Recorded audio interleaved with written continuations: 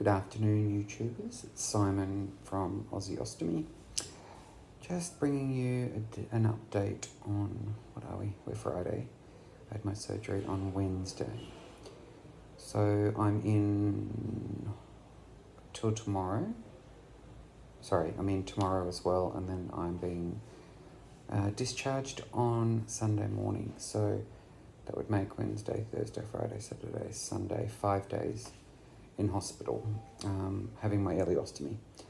So today was a better day emotionally for me after yesterday's bad news, but a worse day is in energy levels and things like that. Nothing too bad. I was just a bit tired. I didn't sleep well last night. And I had a nice long nap this afternoon, which was nice. But I'm really looking forward to getting home. I miss my partner. He's coming in later. He hasn't been in for a few days because he's had some family down from interstate, and we knew that before I was booked in for surgery. So he's coming in after dinner, and I'm having some friends in tomorrow. My parents came in this afternoon, just before 2, which was visiting hours, and they brought me a coffee, which was nice. But yeah, not a big update for today. This morning I changed my bag on my own while my stoma nurse was standing there with me, not giving too much instruction. And tomorrow she's not in the hospital, being a Saturday, so I get to do it all by myself. So that's fine. I've got to do it by myself when I get home anyway. So she's given me heaps and heaps of supplies to take home with me. And next Friday I'll come back and see her, and then we'll look at ordering what I'm going to have for the next month. And then that might change after that if my stoma shrinks. If I get, ridges on the skin, it might be different products. She noticed a ridge this morning just underneath my stoma, which meant that there was a little bit of a leak, but nothing major, nothing I felt. So we're using a slim, I think they're called stoma rings. They're up there. I'll show you, but I can't be bothered getting up. I'll show you another time when I'm home, and I'll go through all my products and show you what I've got. So I think we're using Coloplast now. From this morning, she gave me some transparent bags and opaque bags. She gave me some 1-piece, some 2-piece, adhesive remover spray, adhesive remover wipes. We're not worrying about any skin barrier stuff at the moment. They've got these little straight scissors, which I thought I saw in someone else's video. The little curvy ones are better, so I asked for some little curvy scissors. So she's given me those to cut my my bag rings, or my bag to fit my stoma. My output's been really good. I must admit I've had a bit more coffee today, which is a bit naughty, but that's made me a little bit more watery. Meals today. The hospital doesn't really cater specifically for this ward. They just give you a general meals based on, there's maternity, there's oncology, there's many, many different types of wards. So, you just basically order. So, for example, an egg salad sandwich came and there was lettuce all over it. So I pulled the lettuce out, took off the crusts because I have a gastric sleeve. So crusts just get a bit stuck. So I had that and some tomato soup this afternoon. No, I didn't. I had minestrone, but the veggies were a bit hard, so I just ate a little bit of the pasta and some of the broth, left all the veggies behind. Dinner was, they forgot my tomato soup, and I had ordered an omelette, and it was very rubbery, and they didn't bring any salt, so it was pretty flavourless. But that was the first meal I didn't like. Everything else has been pretty good, so I can't complain. They brought me the soup later. It was no big deal. It just ended up on somebody else's tray, and they brought me another one, which was fine.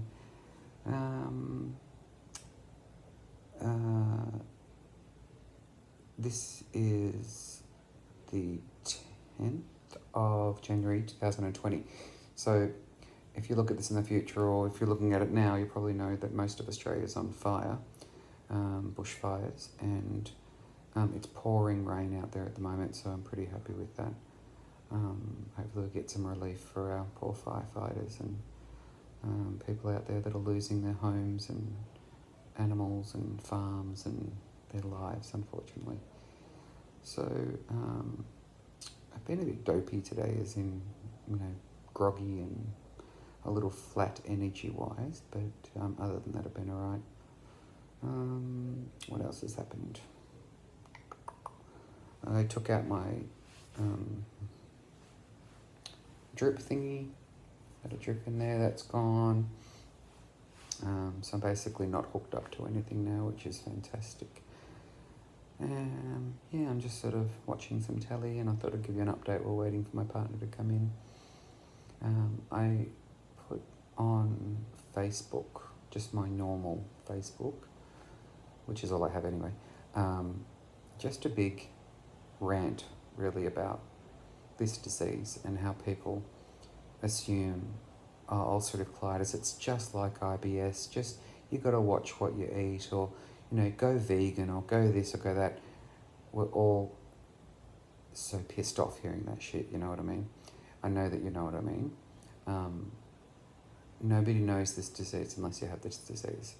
So the general gist of it was explaining to people in my life who don't know what I've gone through and what I've come into hospital for, and that if I've come into hospital, and I have a lot of overseas Facebook friends, not real friends. Some I've met and know, but a lot of people just through groups and things like that.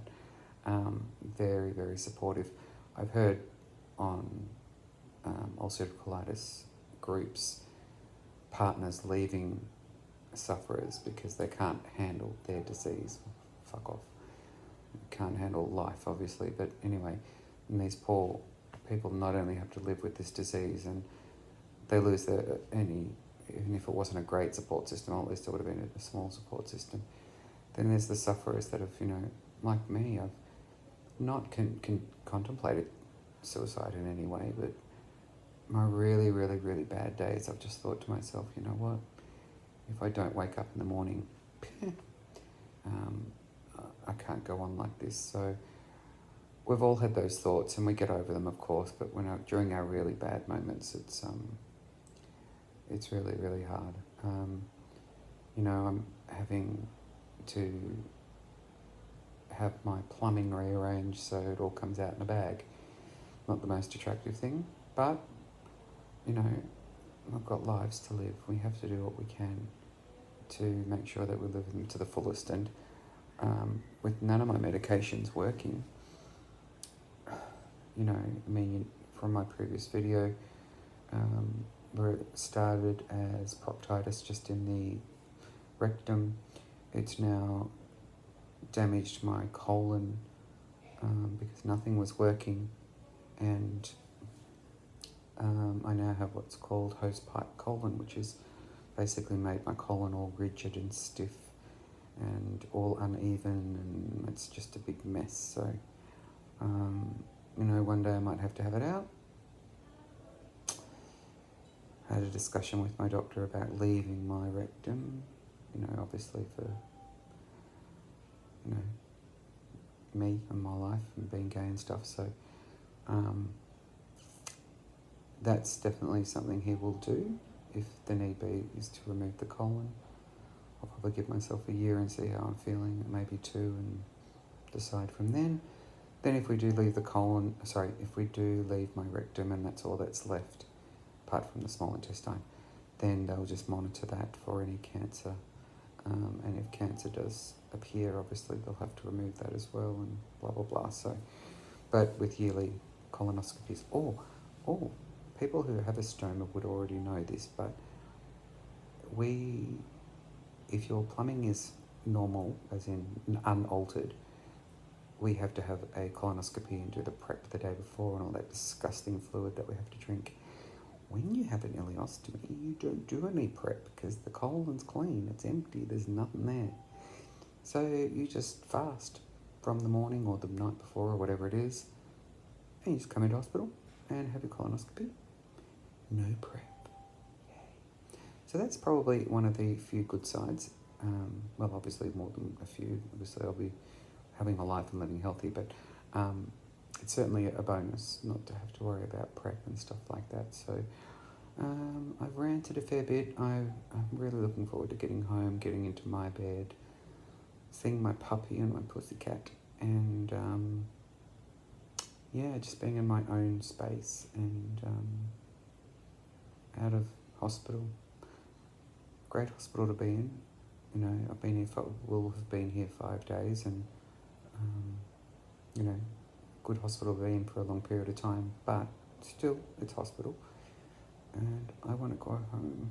I want my space, my surroundings, my comforts. Now, another little thing about me is I crochet. So I've seen a lot of people making stoma covers from sewing. I don't sew. I have never found a pattern for crocheting a stoma bag.